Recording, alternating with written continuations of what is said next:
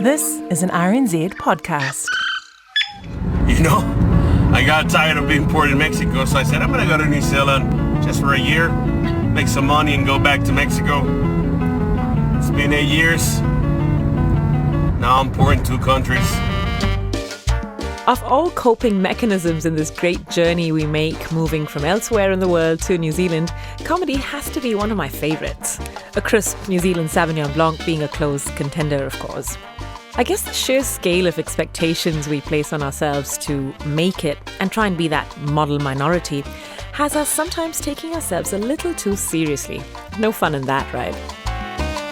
Everybody knows me. There's 2 ways that people know me, either as a TikTok guy or the taco guy.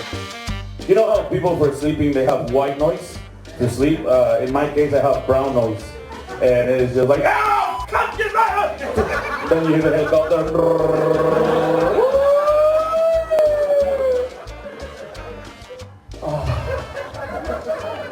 Just like home. So, welcome to Accidental Comics, a 4-part series of conversations on Here Now with me, Kadambari Raghukumar. I'll be talking to people from overseas with jokes to tell, folks who ended up as stand-up comics out of chance, their comedy an outcome of ending up in New Zealand. If you ever see someone with a hat, that's me, you know. Edd Rivera. I saw him at some ethnic community event a few years back, where amongst all the very somber cultural performances, Ed's slightly irreverent jokes cut through and spoke to me. And I knew I had to have him. On the show, I mean. So let's get into Accidental Comics. How did comedy happen for Edd? Comedy was always, I think, a coping mechanism. It all started with 2 situations in my life. Number 1 was I'm adopted, so my parents are white, and I've always wanted to have like a really white environment. So I realized that if I was the funny guy, everybody liked me. Being funny, an age-old means to acceptance when there's a chance you might be the odd one out, the other. I'm visiting Edd at the Maya Ink tattoo studio in Papakura where he works. He's got a t-shirt on that says, Kia ora, carnal. Born and raised in Mexico all my life, a town called Tonalá, Jalisco. The big city that everybody knows is Guadalajara, which I think everyone's like, as soon as they say Guadalajara, they're like, okay. Mm-hmm. Tonalá is the poor area.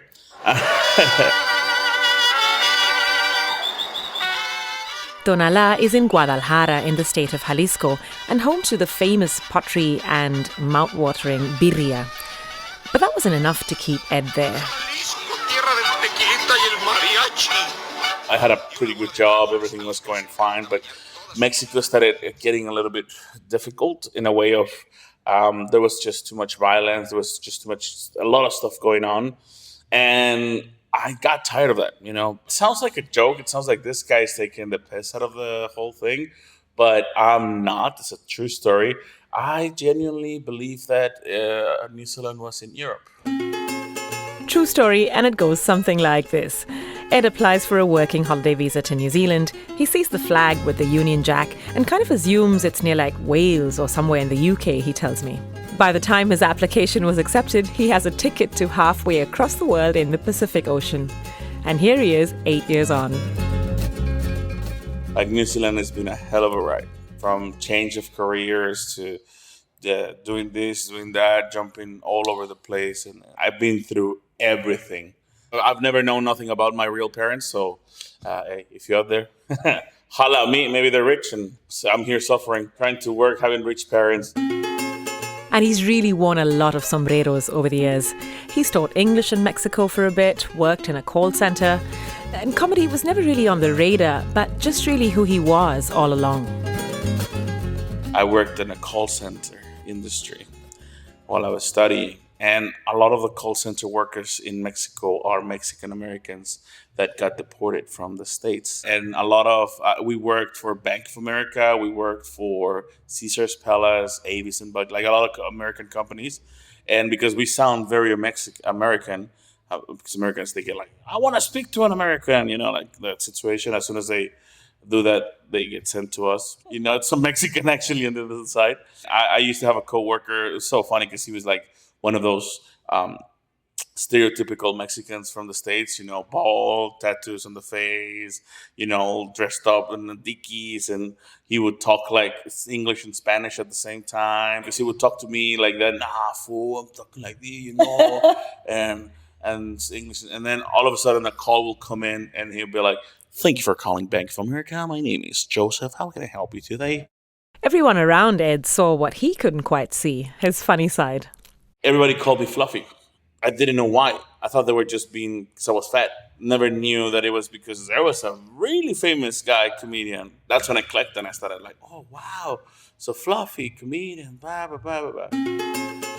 So he rocks up in New Zealand, which to his horror is not in Europe, starts doing some research on Mexican comedians in the States, like Fluffy, who he just mentioned there, all the while trying to find a normal job while harboring bigger dreams. When I came to New Zealand, I started working in construction and just going, trying to find myself. And one day I was working around Queen Street. I saw a comedy club called The Classic. And it had a big sign outside, open mic, come try stand-up comedy, blah, blah. And I was like, maybe I can try it.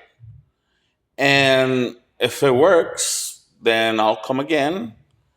And if it doesn't work, nobody knows me. So if I'm terrible at this, nobody will find out ever about this failure, And it turns out there were few of those failures. But lucky for Ed, his wife Nancy keeps pushing him towards doing comedy. But then lockdown hits, it's 2020, and he was just beginning to think of writing jokes and scripts. While I was thinking that, my wife finds that she's pregnant again. And she's like, hey, I'm pregnant again. And I'm like, oh, no, just when I wanted to go back to comedy. And I was like, okay, well, it's all right. Well, we'll figure it out. When she was pregnant with my first son, she worked as a cleaner throughout the whole pregnancy. And she said, I don't want to be working as can we do something else? And I said, what do you want to do? And she's like, I want to sell tacos. And I was like, okay. In 2020, we got approved the permit, so we went and bought everything to start the tacos, and the night markets. But the day that we opened the business, she had a car accident. Yeah, she had a car accident, and sadly, she was really badly injured. We lost the baby as well. She was all over the news. It was a massive car accident in Papatotoi. I was angry at life. I was really angry. I was really, really angry with life. And she told me, don't let this stop you. Because we were just both of us in the dumps, and I was trying to push her up, and she was also trying to push me up. And kind of like, for me, comedy was just like, I think, because I didn't have anything else. I didn't have any, I don't play any sports or go out with the boys or drink or whatever. I just had comedy. That was my only kind of escape kind of thing. So she was like, do it. Just go to a show. It's all right. Comedy comes to the rescue again. Cut to 5 years later, Ed is a TikTok and Instagram star with some 80,000 followers, tours as a comedian in Spanish and English, and has an agent. His wife's busy taco business is Tacos El Carnal, and of course, Ed is the face of it. And he's also a tattoo artist. Yep, no jokes. But comedy continues to be where it's at for him.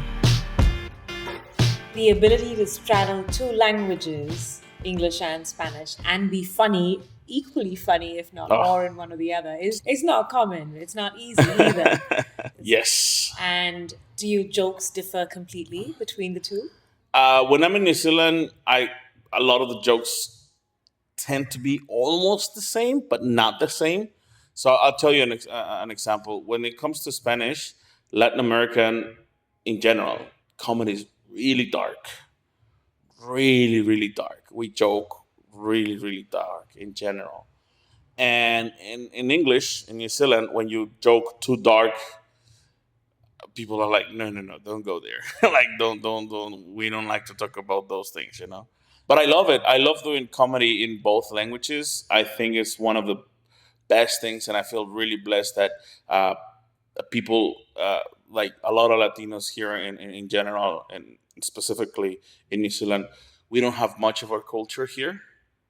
So whenever I do a show in Spanish, everybody pulls up. They really, I don't know if they're bored or they want something different or they just really like what I'm doing.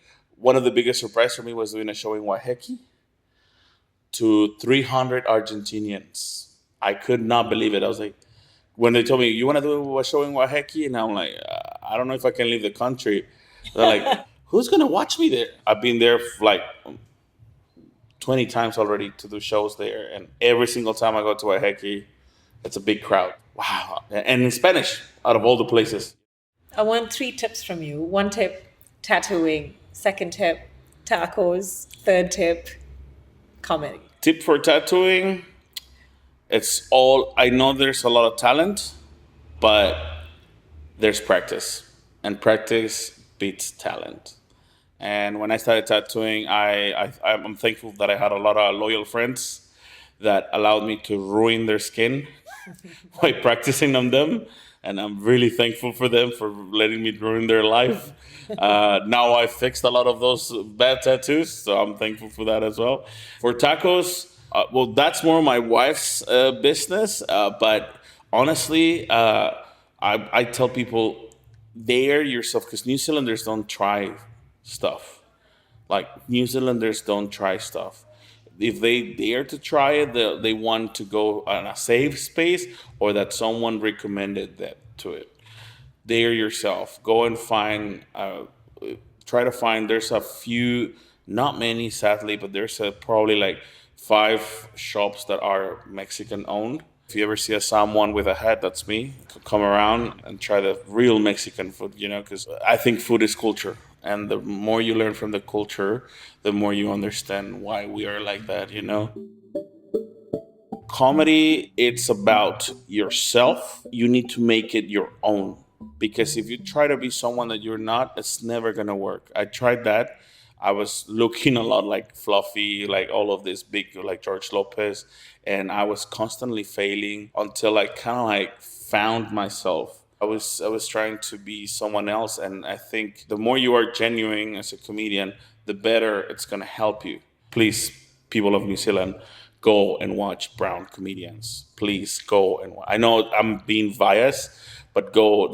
I say, when you look for biggest comedians in New Zealand, in my opinion, Joe is doing an amazing job. Joe Damon, Kura Turafenua, Cajun, Heta Dawson, Courtney Dawson, all of those guys are doing an amazing work for representing New Zealand. Tofiga, obviously one of the legendary comedians here.